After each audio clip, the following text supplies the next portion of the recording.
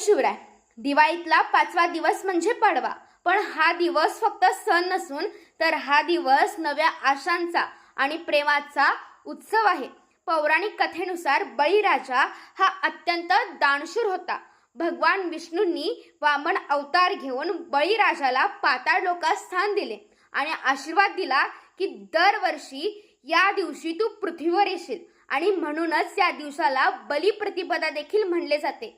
आणि याच दिवशी भगवान श्रीकृष्णाने गोवर्धन पर्वत उचलून गोकुळाचे रक्षण केले आणि म्हणूनच काही ठिकाणी गोवर्धन पूजनही केले जाते. आणि हा दिवस महाराष्ट्रात अत्यंत खास असतो, कारण या दिवशी पती पत्नीच्या प्रेमाचा आणि स्नेहबंधनाचा सण असतो. पत्नी पतीला ओवाळते आणि पती पत्नीला सन्मानाने भेटवस्तू देतो. पाडवा म्हणजे परंपरा, प्रेम आणि नव्या सुरुवातीचं प्रतीक आहे. तुम्हा सर्वांना पाडव्याच्या भगव्या आणि शिवमय शुभेच्छा.